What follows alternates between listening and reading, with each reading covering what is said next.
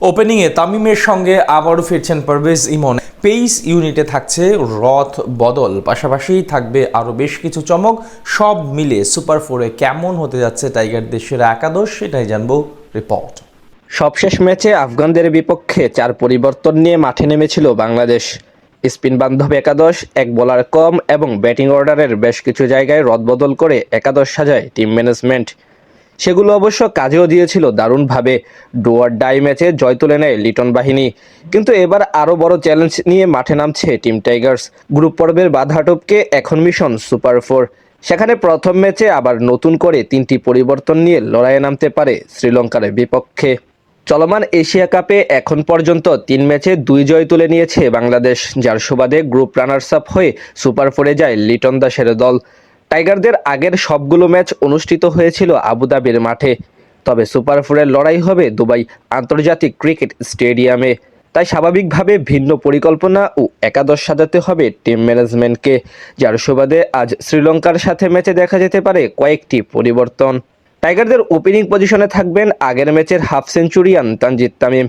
Hong Kong ও শ্রীলঙ্কার বিপক্ষে প্রথম 2 ম্যাচে ব্যর্থ হলেও আফগান ম্যাচে দায়িত্বশীল ব্যাটিং উপহার দেন তিনি। তবে এই ম্যাচে ওপেনিং পজিশনে আসতে পারে একটি পরিবর্তন। আগের ম্যাচে সাইফ হাসান খেললেও আজ নিচে নেমে যেতে পারেন তিনি।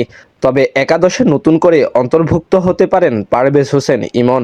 যদিও ওপেন করার সম্ভাবনা বেশি লিটন কুমার দাসের, যার মূল কারণ প্রতিপক্ষ পেসার নুয়ান থুসারা।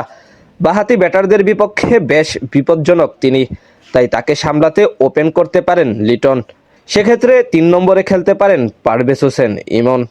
4 নম্বর পজিশন থেকে বাদ পড়তে পারেন ধারাবাহিকভাবে ব্যর্থতার বৃত্তে ঘুরপাক খাওয়া তাওহিদ হৃদয়।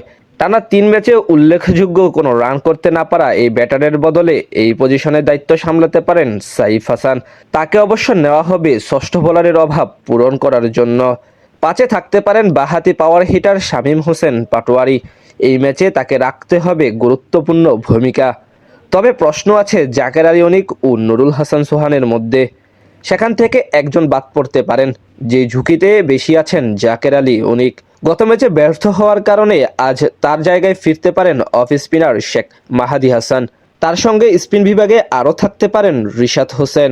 সবশেষ ম্যাচে বল হাতে দারুণ করেছিলেন এই বোলার।